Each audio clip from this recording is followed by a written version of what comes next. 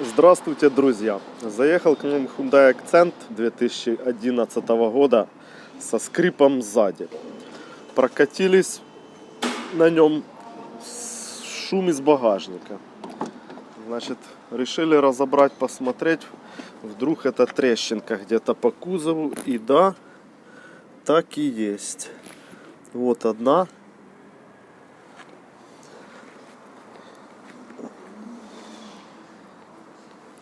Вот еще.